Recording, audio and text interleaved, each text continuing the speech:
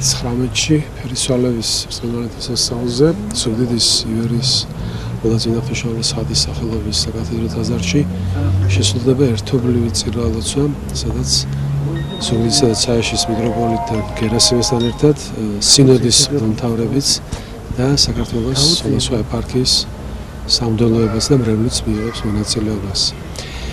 წირვაზე გამორზანებული იქნება ზუგდიდის ისტორიული მუზეუმიდან ყველაწმინდა ღვთისმშობლის სამოსელი. მოგესალმებით, სამოსელი გამორზანდება მხოლოდ ლაქერნობას 15 ივლისს მის დადების დღესასწაულზე. საშუალება იმაში მდგომარეობს, რომ აღერასრულობა, გარკვეულობა, სოდომური ცოდვები ძალიან მძიმე შედეგებს მოვიტანს ქართველი ერისთვის, ჩვენი ქვეყნისთვის, ჩვენი მომავალი თაობისთვის.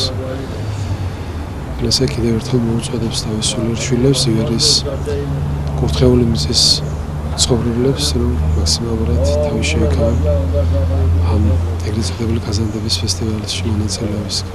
Если кому-то мешает звук, можно отойти. თუ თქვენ ხმა გაწუხებთ, შეგიძლიათ გაიწიოთ. ან აქ არ ჩამოხვიდეთ. მაგრამ შევთანხმდეთ, რომ ეს რწმენასთან კავშირში არ არის. აქ ქართული კანონმდებლობა არ ირღვევა. ასობით პროფესიონალი თანამშრომელი იცავს ამ ტერიტორიას.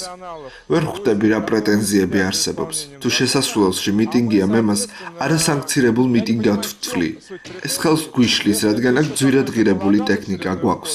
გუშინ ღამის 12 საათიდან უკვე გადაიკეტა განმუხურში შემოსასვლელი, დღეიდან უკვე შეზღუდულად იქნება მოძრაობა ანაკლიაშიც.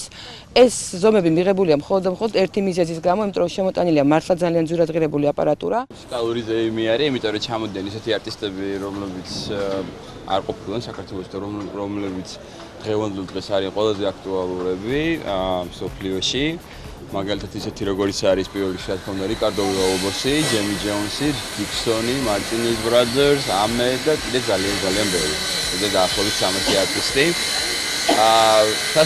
სასიამოვნოა რომ მათ შორის არიან ქართველი არტისტებიც, რომლებიც მიიღებენ მონაწილეობას ამ პროექტში.